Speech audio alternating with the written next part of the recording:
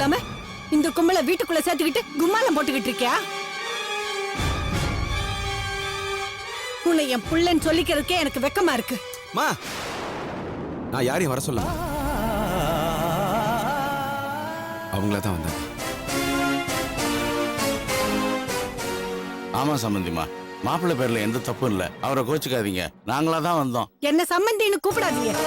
அந்த யோகிதை உங்க குடும்பத்துக்கே கிடையாது. இங்க பாருங்க சம்பந்திமா, தயவு செஞ்சு நான் சொல்றது கொஞ்சம் கேளுங்க. நீ என்னம்மா சொல்ல போற? என்ன சொல்ல போற? நீங்க எப்போ இந்த வீட்டுக்கு பால் காய்ச்ச வர மாட்டேன்னு சொன்னீங்களோ அப்பவே நாங்களும் வந்திருக்க கூடாது. இருந்தாலும் வாயு வயிறுமா இருக்கிற பொண்ணை தனியா அனுப்பிட்டோமேன்னு மனசு கேட்கல. வீட்டுக்கு வந்து விளக்கு மட்டுமாவது ஏத்திட்டு போலான்னு தான் வந்தோம். என்னது, விளக்கு ஏத்த வந்தீங்களா? விளங்க போற குடும்பத்துக்கு தான் விளக்கேத்தி வாழ்த்து சொல்லுவாங்க. விளங்காத உங்க பொண்ண விளக்க வச்சு தலை முழுகணும்டா என் புள்ள முடிவெடுத்திருக்கான். அப்படி இருக்கும்போது விளக்கேத்தி வைக்கிறதுக்காக வந்தோன்னு சொல்றீங்களே, உங்களுக்கு எல்லாம் வெக்கமா இல்ல? இத பாருமா, எனக்கு வெக்கம், மானம், ரோஷம், சூடு, சொரணம் எல்லாம் இருக்கிறதாலதான் கேடு கெட்ட உன் பொண்ணு குடி இருக்கிற வீட்டுல நான் கால் எடுத்து வைக்க மாட்டேன்னு சொன்னேன். அதனாலதான் இப்ப வரைக்கும் வீட்டுக்குள்ள வராம வாசல்லயே நின்னு பேசிட்டு இருக்கேன். அதே மாதிரி வெக்கம், மானம், சூடு, சொரண ஏதாவது உங்களுக்கு இருந்துச்சுன்னா என் புள்ள இருக்கிற வீட்டுக்குள்ள நீங்களும் கால் எடுத்து வைக்காதீங்க. நல்ல மாட்டுக்கு ஒரு சூடு, நல்ல குடும்பத்துக்கு ஒரு சொல்லு.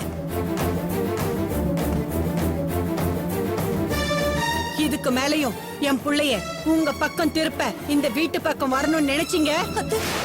போதும் அத்தை, போதும். இதுக்கு மேலேயே அவங்கள புண்படுத்தாதீங்க.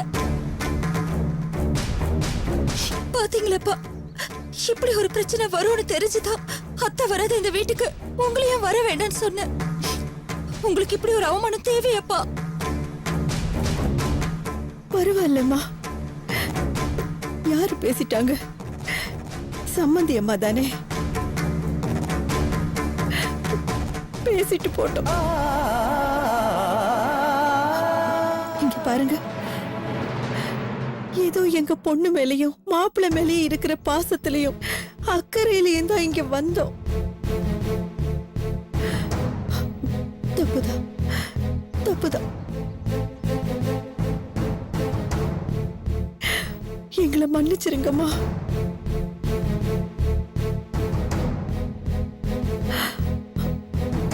போலாங்க.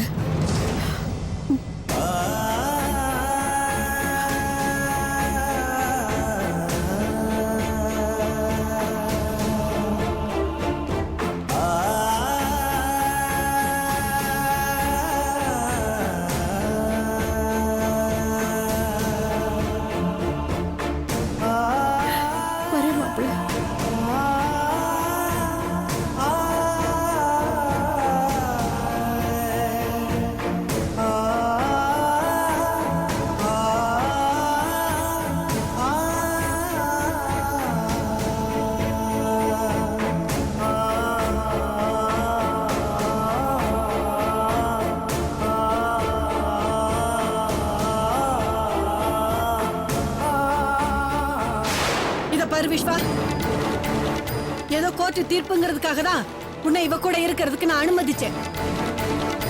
அது மட்டும் இல்ல, கோர்ட்டோட கேடு முடிஞ்ச உடனே இவ்வளவு தலை முழுகிட்டு என் பிள்ளையதான் நீ என் கூட வரணும்னு நான் சொல்லியிருக்கேன். நீயும் எனக்கு உன் பிள்ளையா மட்டும்தான் வருவேன் வாக்கு கொடுத்திருக்க. அத மறந்துடாத.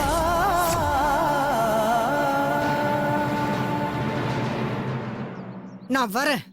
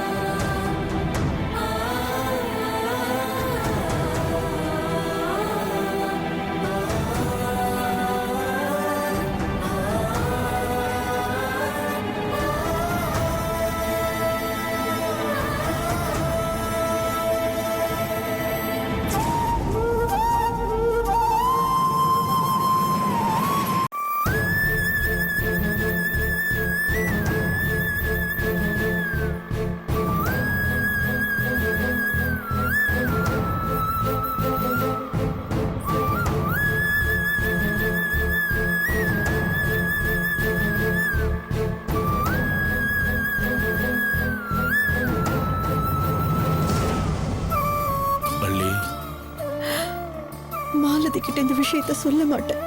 ஆமா வள்ளி, அவளுக்கு தெரிஞ்சா ரொம்ப கலங்கி போயிடுவா.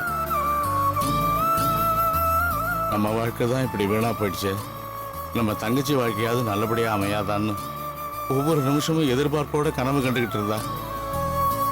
அவன் மனசை நம்ம காயப்படுத்தக்கூடாது. ஆமாங்க, நமக்கு அப்புறம் ரேவதிக்கும் நந்தினிக்கும் அவதானே அப்பா அம்மா எல்லாமே. அத அவ நல்லா புரிஞ்சு வச்சிருக்கா. அந்த நினைப்புலதான் அன்னைக்கு நாம எல்லாரும் கல்பனா விஷயத்துல இப்போதைக்கு எதுவும் செய்ய வேண்டாம்னு சொல்லியும் அவளால கோவத்தை கட்டுப்படுத்த முடியாம தன் தங்கச்சி வாழ்க்கையை கெடுத்தவள சும்மா விடக்கூடாதுன்னு முடிவு பண்ணி அந்த கல்பனாவையும் மீனாட்சியும் ஜெயில உட்கார வச்சா. அதுக்கப்புறம் தானே அவ கொஞ்சமாவது நிம்மதியானா.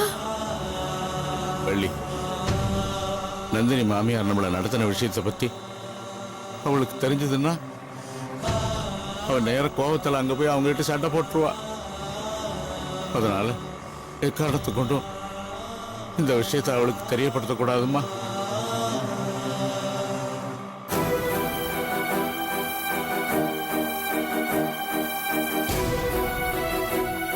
வள்ளி, கண்ணீரை தொடச்சிக்கோ.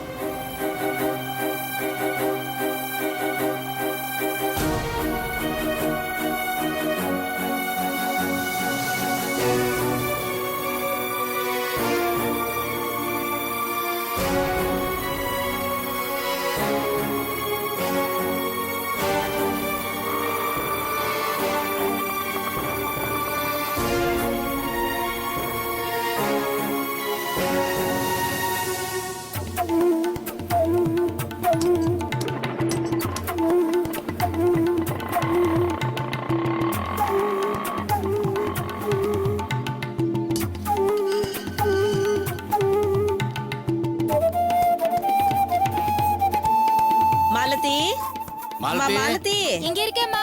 ஆ, ஆ. என்னம்மா இவ்ளோ நேரம்? பாருங்க, உங்க பேத்தி இவ்ளோ நேரமா அழுதுகிட்டே இருந்தா. இப்பதான் கொஞ்சம் பேசாம இருக்கா. என்னம்மா, நந்தினி சொல்லி கேட்காம அங்க போனீங்களே, அவ ஏதோ சொன்னாளா? அதை எப்படி கேட்காம இருந்துருவாளா? போனோன்னு கேட்டா, நான் தான் அப்பயே சொல்லி அனுப்பிச்சேனே. அப்படி இருக்கும்போது நீங்க எப்படிப்பா புறப்பட்டு வந்தீங்கன்னு. அப்புறம் எங்களுக்கு மனசு கேட்கலாமா, அதான் வந்தோம் அப்படின்னு சொன்னேன். அதை புரிஞ்சுக்கிட்டு சகஜமாயிட்டா. அதுக்கப்புறம் மாப்பிள்ளையும் அவளும் எங்களை வீட்டுக்குள்ள கூட்டிட்டு போய் பாலை காய்ச்சி பூஜையை பண்ணி எங்க 2 பேரையும் சேர்ந்து நில்லுங்கன்னு சொல்லி எங்க காலில் விழுந்து ஆசீர்வாதமே வாங்கிக்கிட்டா.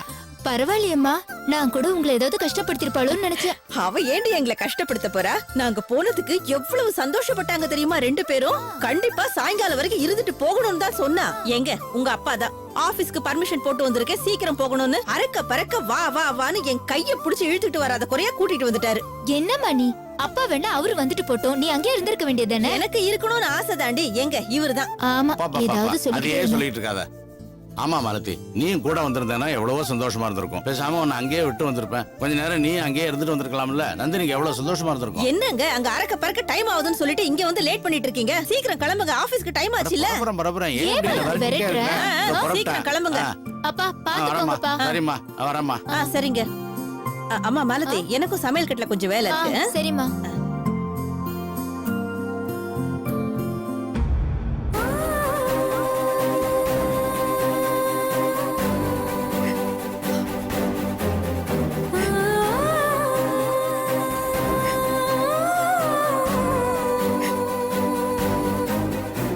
இங்க பாரு, அம்மா போய் பாட்டிக்கு ஹெல்ப் பண்ணிட்டு வரேன். நீ நல்ல பிள்ளை, சமத்தா இங்கே இருக்கணும். ஆ?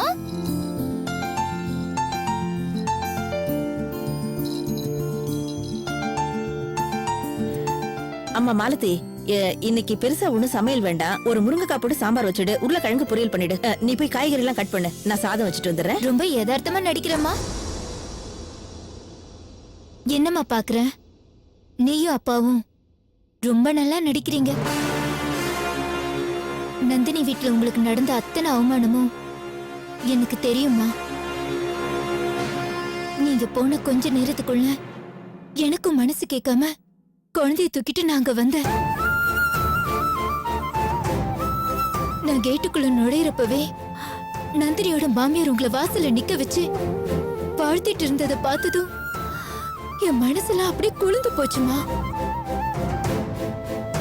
அதுக்கப்புறமும் நாங்க நின்னா நான் சந்தோஷத்துல ரொம்ப சத்தமா சிரிச்சு எங்க உங்க எல்லாரையும் தொந்தரவு பண்ணிடுவோமோன்னு பயந்து அமைதியா நான் வீட்டுக்கு திரும்பி வந்துட்டேம்மா.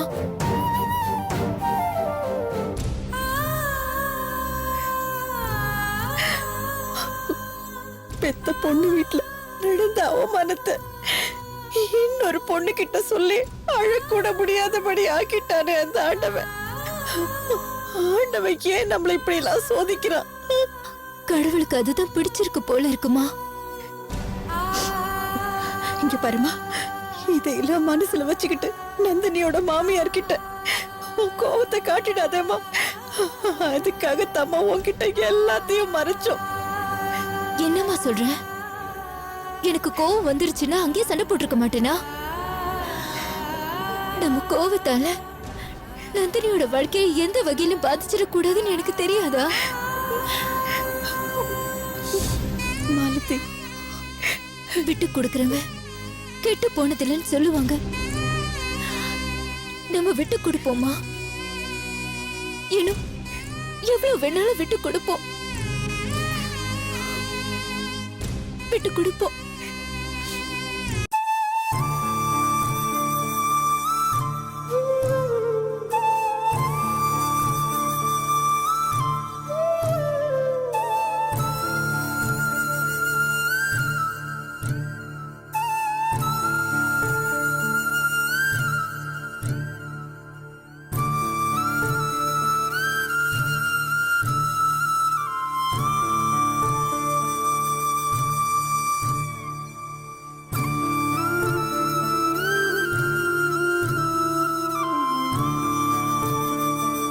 முரளி. ஆ ம்.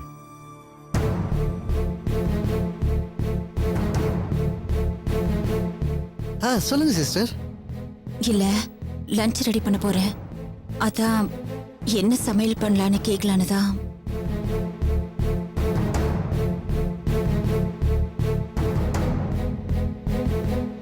என்ன வேணாலும் சமைங்க, விஸ்வா கண்டிப்பா சாப்பிட வருவான்.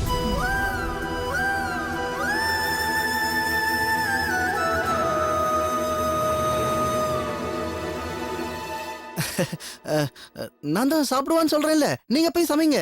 ம், சரி.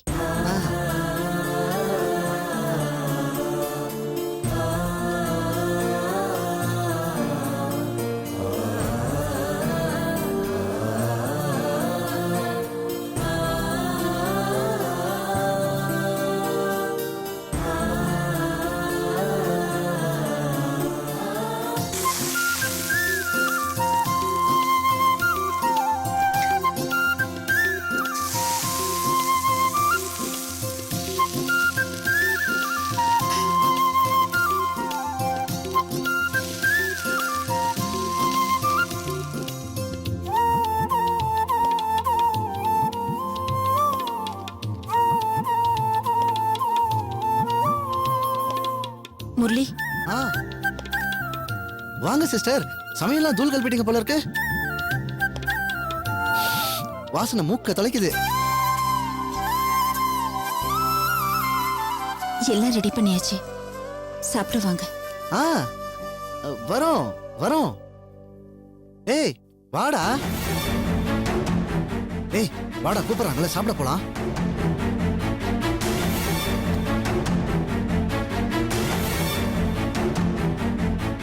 ஏய் விஸ்வா, சாப்பிடலாம்.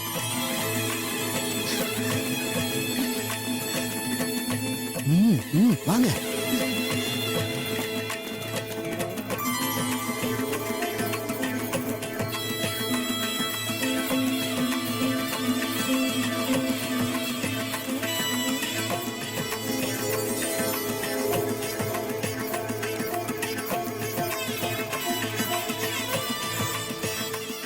நான்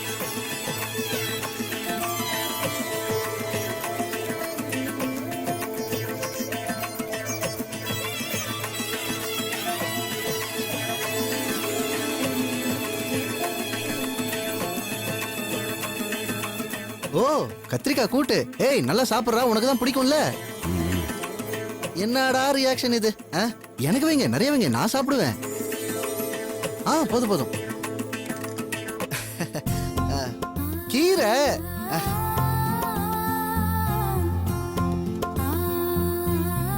போதும் போதும் போதும். இந்தாடா.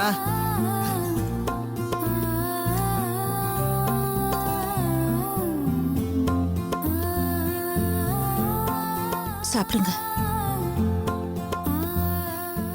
சாப்பிடுறா.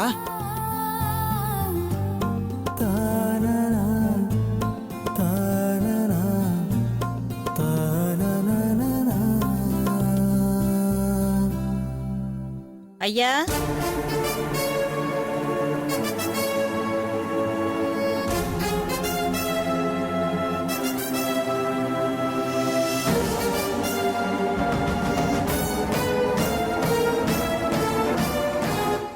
என்னது? அம்மா உங்களுக்கு மதியம் சாப்பாடு கொடுத்து விட்டுருக்காங்க ஐயா. நான் தான் ஏற்கனவே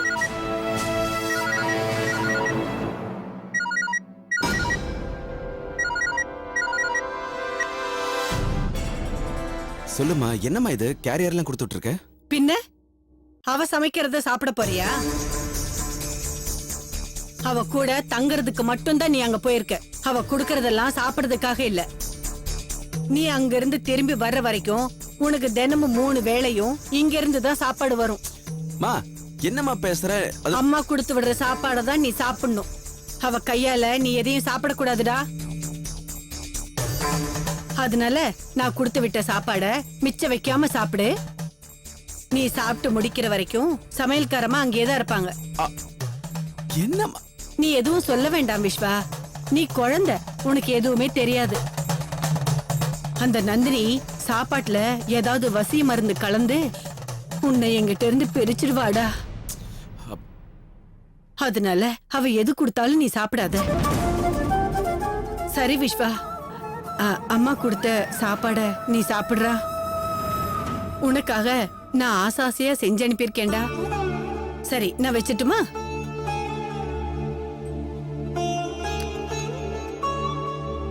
ஏய், அம்மா என்னடா சொன்னாங்க? அதான் இங்க நந்தினி சமைச்சிருக்காங்கல்ல, அப்புறம் எதுக்கு அவங்களும் கேரியர் கொடுத்து விட்டுருக்காங்களா?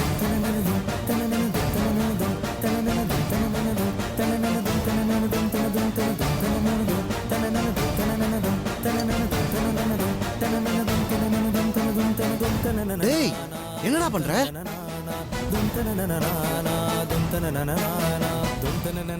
தட்டெடு. டேய், தட்டெடுறா. சொன்னதை கேளுடா. பிளேட் எடு ப்ளீஸ்.